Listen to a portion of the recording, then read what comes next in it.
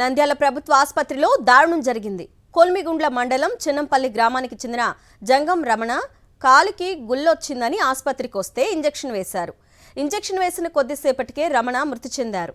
డాక్టర్ల నిర్లక్ష్యంతోనే రమణ చనిపోయారంటూ బంధువులు ఆందోళనకు దిగారు.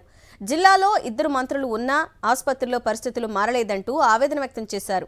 ఉదయం చనిపోతే ఇప్పటికీ ఒక్క డాక్టర్ కూడా రాలేదని ఆవేదన వ్యక్తం చేశారు. తమకు న్యాయం చేయాలంటూ మృతదేహంతో పాటు ఆసుపత్రిలోనే ధర్నాకు దిగారు.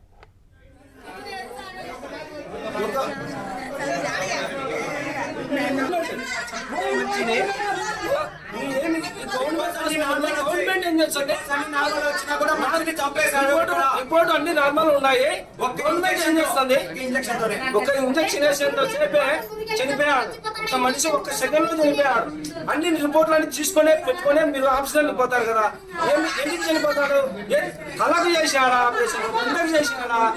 ఏ దానికి చేశాడు? చనిపోయినది వారం పడినా చూపించుకున్నారు.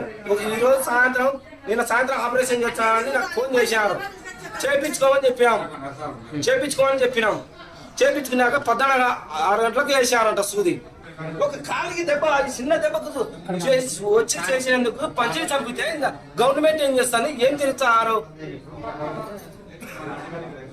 మాకు న్యాయం జరగాలి అంతే. కాలికి దెబ్బ కలిగినందుకు మీరు నంద్యాల జిల్లాలో 2 మినిస్టర్లు ఉన్నారు సార్. బీసీ జనార్దన్ రెడ్డి గారు, ఎంఎంపీ గారు ఉన్నారు. ఇక్కడ గవర్నమెంట్ హాస్పిటల్లో సెంట్రల్ అయినా ఇక్కడ ఏం జరుగుతుందో పట్టించుకోకుండా ఉన్నారా సార్?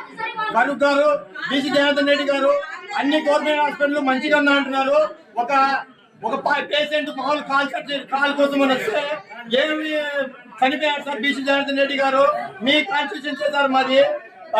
ఎన్ఎండి ఫరూక్ గారు మినిస్టర్ గా ఉన్నారు కదా, మీరు ఏం చేస్తారు సార్? మీరు ఒకసారి వచ్చి గవర్నమెంట్ హాస్పిటల్ ఎప్పుడైనా చెక్ చేస్తున్నారు సార్? ఎంతమంది ప్రాణాలు పోవాలి సార్ మీ వల్ల? చూడండి సార్.